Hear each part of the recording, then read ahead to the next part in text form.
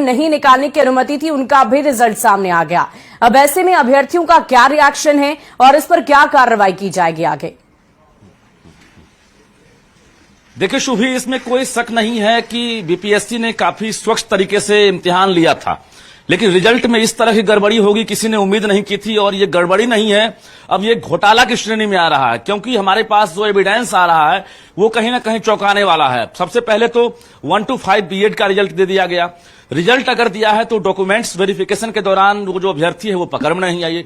और दूसरा मामला भी पश्चिमी चंपारण से ही जुड़ा हुआ है, जहां उत्तर प्रदेश के चितरंजन कुमार जो 9वीं और 10वीं के सामाजिक विज्ञान में रिजल्ट पाए हैं, यानी वो रिजल्ट लाने में एक तरह से कामयाब हो गए, क्योंकि उन्हें अधिकार नहीं था। 2011 और 2019 में जो एसटीईटी पास है वही जो है 9वीं और 10वीं के लिए इस बार शिक्षक बहाली में फॉर्म भर सकता था।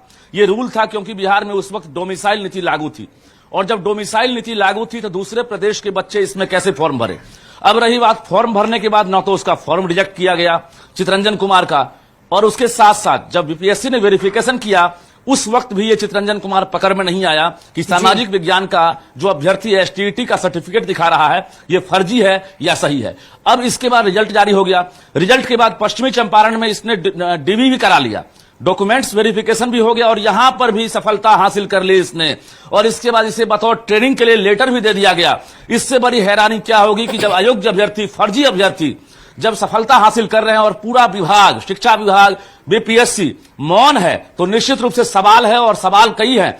गणित में अगर बात करेंगे, एक साथ सीरियल नंबर से जो है 40 से 45 अभ्यर्थी सफलता हासिल किए हैं, वो भी हम खुलासा करेंगे। इसके साथ साथ सामाजिक विज्ञान में हमने गड़बड़ी का खुलासा किया है। कंप्यूटर साइंस में बिना स्टेट पास और बिना बीटेक डिग्री, बीसीए डिग्री वाले को सफलता मिल गई, ये भी सवाल है। तो कई सवाल हैं, और हम इस सवाल का जवाब बीपीएससी के चेयरमैन से उम्मीद कर रहे हैं, शिक्षा विभाग के एसीएस के पाठक से उम्मीद कर रहे हैं, और जो तथ्य सामने आ रहा है इस तथ्य वाकई रजनीश, जो शिक्षक अभ्यर्थी हैं उनका भविष्य अवधर में ही नजर आ रहा है, क्योंकि उनको जो उम्मीद थी बीपीएससी से, शिक्षा विभाग से, वो उम्मीद पूरी नहीं हुई। लेकिन रजनीश, क्या हम ये समझे कि क्या इसके पीछे भी, जैसे एग्जाम लिया जाता है उस दौरान एक गिरोह सक्रिय हो जाता है जो चीटिंग करवा सके, और इस तरह के गिरोह होते हैं, लेकिन क्या इस गड़बड़ी के पीछे भी कोई गिरोह सक्रिय हो सकता है?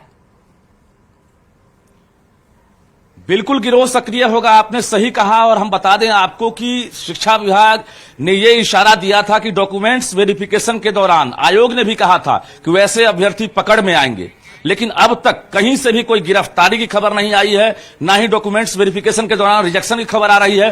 तो सवाल तो उठेगा ही, क्योंकि बिहार में मेरिट घोटाला जो है साफ तौर से दिख रहा है, और जो बिहार के जो योग्य अभ्यर्थी हैं, जो मेरिट में एक तरह से जगह बना पाते, उनकी जगह पर जो है एक तरह से हकमारी की गई है। उत्तर प्रदेश या बाकी प्रदेश के जो लड़के हैं जो हाई स्कूल और +2 के लिए योग्य नहीं थे, उनका सिलेक्शन हो गया है। अगर ये टीचर बनते हैं तो निश्चित रूप से सवाल उठेगा, और शिक्षा विभाग इस सवाल का जवाब शायद ना दे तो और भी शक पैदा होगा। जी बहुत बहुत शुक्रिया रजनीश, हमारे साथ जुड़ने के लिए, तमाम बातचीत के लिए। और बड़ा सवाल तो ये है कि शिक्षक बहाली में अब गड़बड़ी पर जवाब कब तक मिलेगा, कब तक इस तरह की गड़बड़ियां होती रहेगी, और जो योग्य शिक्षक अभ्यर्थी हैं उनके भविष्य का आखिर आगे क्या कुछ होगा।